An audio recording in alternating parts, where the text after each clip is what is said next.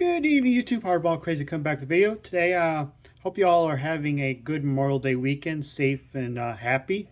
Uh, for me, I'm just basically another weekend of the calendar. For me, I'm working and so forth. So, anyways, last video I showed you my 67 Tops uh, stickers test issue of Reggie Smith. So I thought, you know what, I could keep the theme going and show you some other test issues and super rarities. This all comes from the 80s or early 90s, the AKA junk wax era, or whatever you want to call it.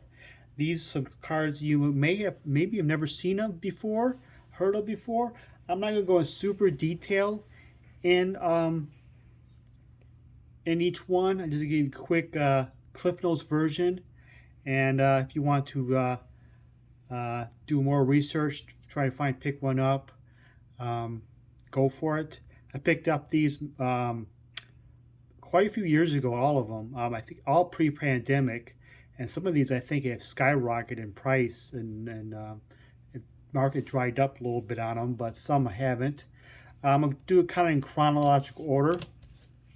The first one is 1982 Topps Blacklist, not Backlist, Blacklist. This is the Bill Madlock card in the set.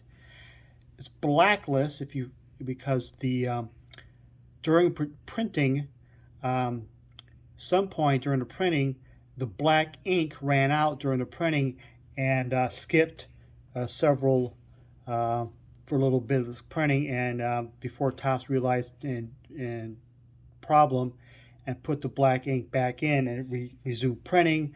But that time, Topps says screw it, and not realize how many made it to the market, and they just said we won't correct the error. We just pack them in as regular issues. They're Blacklist because it does not have a black facsimile signature and doesn't really have a black border line. Usually there is on the 82 Topps. Not every card in the set is Blacklist. There's no Cal Ripken Jr. Blacklist card. I just was looking for a Lou Whitaker one, watching one on eBay. Can't remember what grade it was, but it sold for over 200 bucks. And I didn't even really bid on it at all because I wanted to get a lot cheaper than that. But there is Hall of Famers in the set that's Blacklist, like Ricky Henderson, Nolan Ryan, and it is perceived, it is recognized as an error card. PSA will grade them as Blacklist. It's not just some like 1990 Donruss. You get these little asterisk things, and nobody really cares about anything. But this is actually collectible. There's people who have collected sets on these.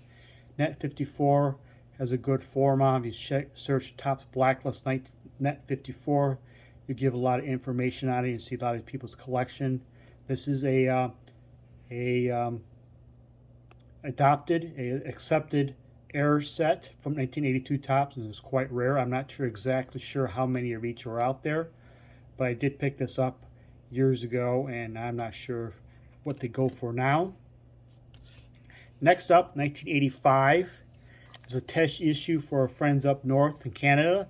O-Pee-Chee Minis is just like a parallel Topps card, but set.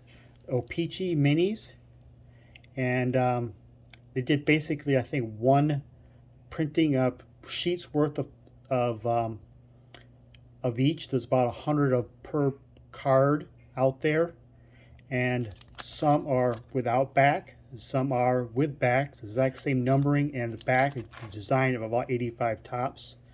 And there is no minis of all the big rookie cards. If you're looking for Clemens, Puckett, McGuire, Davis, Hershiser, Gooden, any other 85s, there's no minis version of those. And I did pick up this Dusty Baker years ago at a decent price. I can't remember what I paid for it, but there's some on eBay right now at a lot more than I paid for it.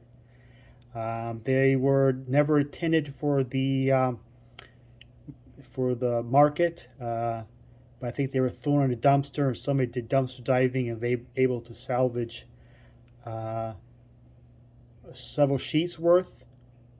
And I believe there's like 100 or so. They believe to be about 100 or so of each of these, and about third of them, which or so, third or quarter, are believed to be blank back. The other majority are to be the regular 85 tops back.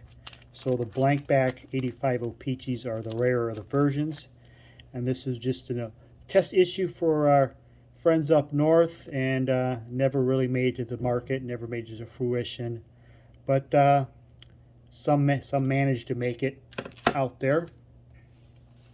Next is 1987 Boardwalk and Baseball. Y'all familiar with all those box sets from the 80s, early 90s, the 33 card sets or so.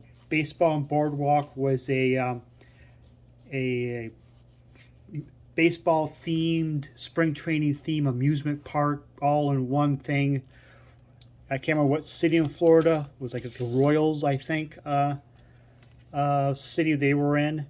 And they came out with a set, pre-analytics, top run makers, a 3-3 card set, and they had little stats in the back, runs per average, and they did a little precursor to modern day analytics. I'm sorry. So I have two from this set. Boardwalk. What's different about these? There's no slash between the B's. There's normally a black line right there. And the first, I don't know how much of production does not have those slashes. And so I don't know how many of these are in the market, but once again, it is recognized enough to be in the hobby to have an actual variation. PSA will grade it as no slash. It's not just a printing error that's unrecognizable, but it is recognizable, accepted enough where it's collectible. But I don't know exact number of out there. I picked these up on ComC years ago. You can find some of these on eBay. They're quite a bit more pricey than the regular base set. 87 Boardwalk and Baseball. So I picked up a couple Cincinnati Reds, not intentional, but two guys I always liked. They were really cheap, so I picked them up on ComC. And 87 Boardwalk and Baseball box set. No slash variation. The whole complete set has some no slashes, so everybody you collect an 87 Boardwalk and Baseball, there is a no slash variation to them. Next up is another test issue. It was never intended for the market. 1988 Topps cloth, much similar to the 77 Topps cloth. It has a thin back. These are blank back, unlike the 77 Topps. These were again with a test issue, never intended for the market, but somehow they got to the secondary market. This is a Jim Leland. Only one sheet worth of the set of 88 Topps is in cloth. There is a Tom Glavine rookie card, cloth card. Jim Leland, possible future Hall of Famer. I wanted to get a player. A lot of our players from the set are total commons.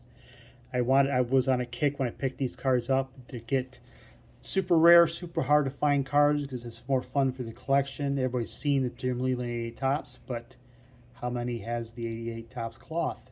How many people? Everybody's seen the Bill Madlock 82 Topps, but how many has a Blacklist? So I was on a kick of getting the test issues, the super rarities. So I picked up this Jim Leland, possible future Hall of Famer, fan favorite in Pittsburgh and Detroit.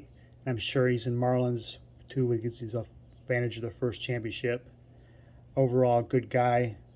Jimmy Smokes, as we call him up here too, smoking those cigarettes. Anyways, 88 Topps cloth. I'm not sure the number of cards are out there, not many.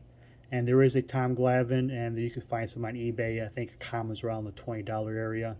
Go searching for it if you want to. And the last one I'm pretty much guaranteed you've never seen. Back in '92, when everybody and their brothers making sets, Ace Novelty, who was known for making little troll dolls, was